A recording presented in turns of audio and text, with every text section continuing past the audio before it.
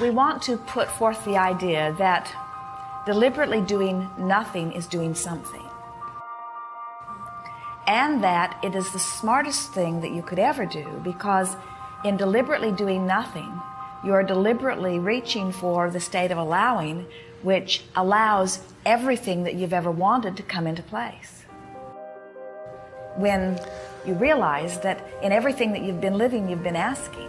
And so Source, who adores you and hears you and understands you and is answering you, is responding in the steady, consistent way that it is, that when you decide finally, and usually you have to beat yourself up pretty good before you come to that place, but when you finally decide that you are going to afford yourself a block of time where you do not push yourself to do something that you do not want to do, or where you do not force yourself to do something when you would rather not do it, but instead you choose what feels best to you, then all kinds of things come into place.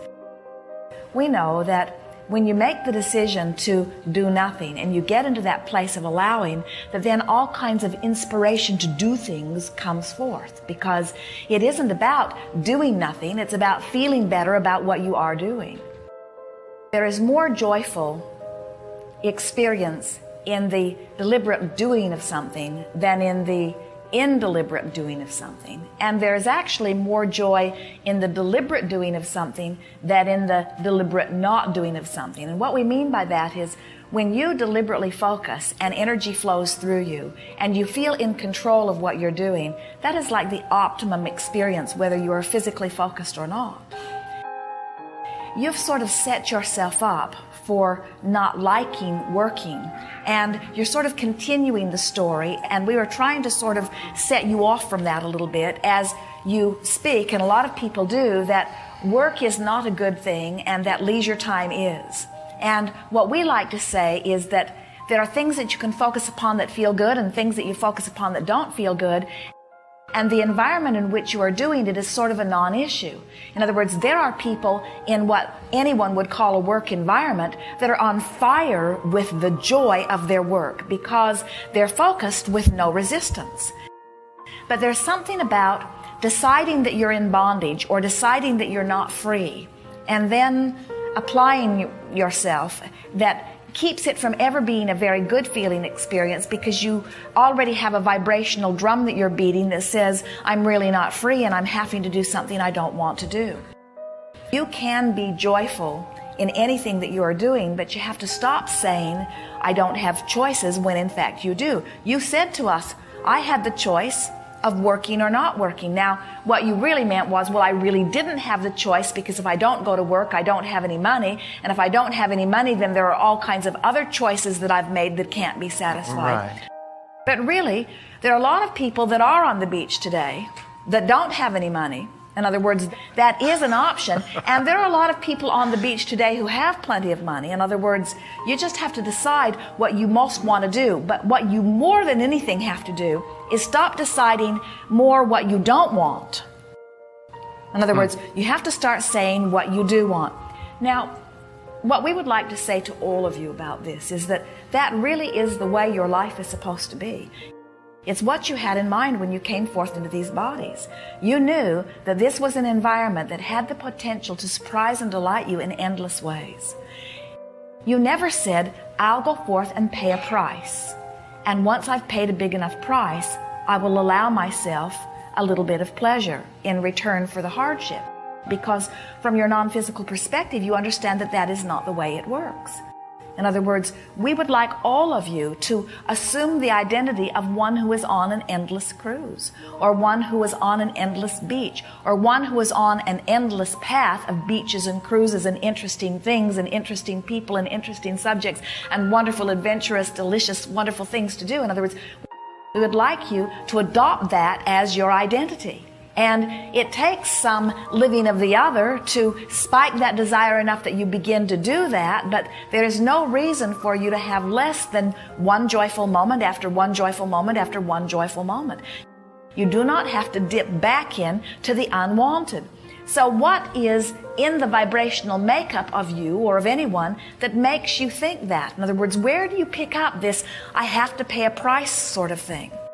I have to work for many years before I get to retire, and then we see those in retirement in absolute boredom or a limp sort of feeling because they are accustomed to having energy drawn through them. So we can understand how lying on the beach or saying I have nothing to do would feel like a marked improvement over having to do something you don't want to do, especially for someone who does not seem to be appreciating the efforts that you are making. But we have to say to you that if you can get focused in an attitude of non-resistance, that almost anything that you might choose to do would in the long run feel better than choosing nothing, because you are a focusing mechanism. You really do want to be an active participator in this life experience. You really do want to have reason to focus and reason to decide. You really do want hands-on creative control of your life experience. And we think that the story that you told us is not about wanting to do nothing. We think the story that you told us is about wanting less resistance in your life. Yes, we think that the story that you told us is about having more individual say in where you get to turn your attention. Exactly. We don't think it's about doing or not doing. We think it's about the feeling of bondage, or what makes that seem better to you than what you have. I guess I feel I don't own it, and it's not something that I created and that I want for myself. I feel it's something that I just have to do, and I absolutely can make the best of it, and I can enjoy it. But if I really had a choice, I would not be going there every day.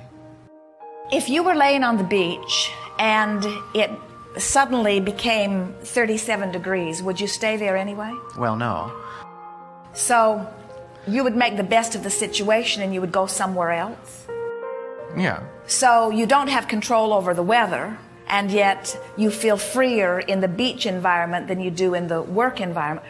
We want to show you that you and almost everybody else you know have stubbornly concluded that there is so much more that you don't like about being at work than that you do like, that when you are there, you set yourself up almost without exception for automatic disruption in your energy vibration, which does not need to be there. That you could train out of yourself with a little bit of effort, and we promise you a day at work could feel as good as a day on the beach if you could just do that. If you could begin saying to yourself things like, hey, I choose to be here. Nobody is making me be there. They wouldn't put me in jail if I said I'm not coming tomorrow. I probably wouldn't even lose my job, but I have the choice of being here or not being here.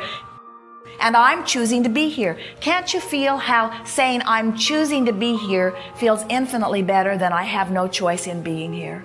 Oh, yes. So we would stop saying I have no choice in being here. We would start saying I choose to be here. So now let's follow this path of least resistance idea that we were talking about. So your most depressed or discouraging thought is, I have to be someplace I don't want to be. I'm in bondage.